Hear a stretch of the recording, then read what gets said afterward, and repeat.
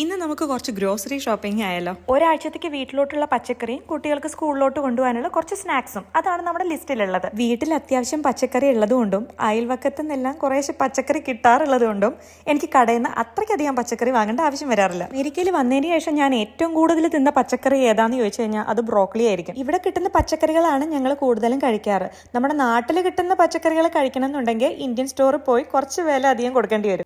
ഇത് കണ്ടില്ലേ, ചീസിന്റെ കുറെ വെറൈറ്റി ഉണ്ട് ഇവിടെ. എന്റെ മക്കൾക്ക് സ്നാക്ക് ചെയ്യാൻ ഭയങ്കര ഇഷ്ടമുള്ളൊരു സാധനമാണ് ഈ ചീസ് സ്ട്രിങ്സ്. വിശക്കുമ്പോൾ അത് അവർ ഇടയ്ക്കെടുത്ത് കഴിക്കും. കുട്ടികളെയും കൊണ്ട് കടയിൽ വന്നു കഴിഞ്ഞാൽ കുക്കി ഒരു മസ്റ്റ് ഐറ്റം ആണ്. കുറെ കാലമായി പിസ്സാഡോ ഞാനിവിടെ ഇരിക്കുന്ന കാണുന്നു. ഇന്ന് അതങ്ങ് വാങ്ങിക്കാന്ന് വിചാരിച്ചു. അവള് പറഞ്ഞ എന്തോ ഒരു സംഭവം ഞാൻ വാങ്ങിക്കൊടുക്കാത്തതിന്റെ ദേഷ്യമാണ് എന്നെ പിസ്സാഡോ വാങ്ങിക്കാനും സമ്മതിച്ചില്ല. ഞാനത് അവള് കാണാതെ അങ്ങ് സൈഡിൽ വെച്ചു കേട്ടോ. ഈ കടയിൽ നമ്മൾ പർച്ചേസ് ചെയ്ത് കഴിഞ്ഞാൽ കുട്ടികൾക്ക് ബഡ്ഡി ബക്സ് കൊടുക്കും. ഇവിടെ വരുന്ന എല്ലാ കുട്ടികളും ഇതിന്റെ മുമ്പിൽ ഉണ്ടാവും കേട്ടോ. അവർ ഈ ബഡ്ഡി ബക്സ് ഈ മെഷീനിൽ ഇട്ടിട്ട് വിന്നിയാണെങ്കിൽ അങ്ങോട്ട് കൊണ്ടു ചെന്ന് കൊടുത്തു കഴിഞ്ഞാൽ അവര് കുറച്ച് സമ്മാനങ്ങൾ കൊടുക്കും. അപ്പൊ നമ്മുടെ പർച്ചേസിംഗ് കഴിഞ്ഞു. ഇന്നത്തെ പർച്ചേസിംഗിന് ഏകദേശം മൊത്തം $43 ആയി കേട്ടോ.